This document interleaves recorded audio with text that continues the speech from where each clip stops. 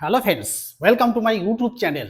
YouTube চ্যানেলে আজকে তোমাদের সামনে যে ভিডিওটি শেয়ার করব সেই ভিডিওটি হলো ক্লাস এইটের চ্যাপ্টার বয়ঃসন্ধি অর্থাৎ অন্তঃক্ষরাগ্রন্থি ও বয়ঃসন্ধি। আগে আমি এই অন্তঃক্ষরাগ্রন্থি দিয়ে একটা ভিডিও দিয়েছি, কিন্তু আজকে আমি তোমাদেরকে এই বয়ঃসন্ধির উপর একটা ভিডিও দেবো।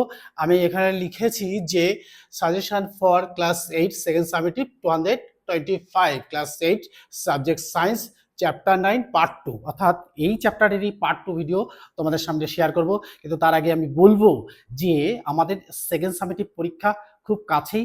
সেকেন্ড সামেটিভ পরীক্ষার প্রস্তুতি হিসেবে আমরা যদি এই চ্যাপ্টারটা অর্থাৎ অন্তঃক্ষরাগ্রন্থি ও বয়ঃসন্ধি এই চ্যাপ্টারটা ভালো করে আমরা করে নিতে পারি, তাহলে কিন্তু আমাদের খুবই সুবিধা হবে।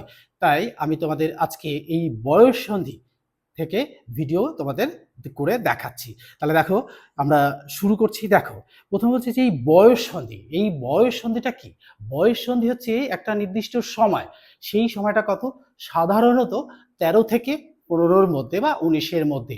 এই সময়টা একজন শিশু যাদের বয়স 12 থেকে 13-র মধ্যে, অর্থাৎ ছেলে অথবা মেয়ে, তারা এই শিশুকাল থেকে পরিবর্তিত হয়ে একটা নির্দিষ্ট বয়সের দিকে বা লক্ষ্যে পৌঁছয়, যে লক্ষ্যে তারা একটা বড় বয়সের মানুষ হতে পারে, যারা সাধারণত প্রজননে অংশগ্রহণ করতে পারবে এবং তাদের শারীরিক মানসিক বিকাশ ঘটবে। এই সময়টায় তাদের নানান পরিবর্তনগুলি লক্ষ্য করা যায়। তাই আমি বলবো যে যারা 13 বছর বয়স, অর্থাৎ যারা 12 বছর বয়স বা 12 বা 13 বছর বয়সী যারা আছো, তাদের কিন্তু নানান পরিবর্তন শারীরিক মানসিক দিক থেকে লক্ষ্য করা যায়। তারা একটা প্রকৃত মানুষ অর্থাৎ পরিণত মানুষ, যারা নাকি প্রজননে অংশগ্রহণ করার সক্ষম হতে শুরু করে এই সময়টাকেই বলা হয় বয়ঃসন্ধি।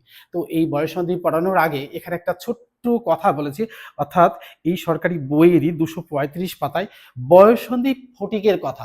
আমি ফটিকের কথা একটাই বলবো, এই চ্যাপ্টারটুকু যেটুকু আছে এটুকুই আমরা বলবো, তারপরে কিন্তু আমরা পুরো বিষয়টার মধ্যে চলে যাব। দেখো, আমি একটু পড়ে শোনাই, তার মধ্যে থেকে কি কি আছে আমি তোমাদের একটু বলি। দেখো, কলিকাতায় মামার বাড়ি পৌঁছাইয়া প্রধানত মামির সঙ্গে আলাপ হইল। এটা কার কথা? ফটিকের কথা। মামি এই অনাবশ্যক পরিবার বৃদ্ধিতে মনে মনে যে বিশেষ সন্তুষ্ট হয়েছিলেন, তাহা বলিতে পারি না। অর্থাৎ যে পরিবারে মানুষের সংখ্যা অর্থাৎ সন্তানের সংখ্যা বেড়ে যায়, তাদের কিন্তু একটা মানসিক চিন্তাও আসে। তাহার 3টি ছেলে লইয়া তিনি নিজের নিয়মে ঘরকন্যা পাতিয়া বসিয়াছেন।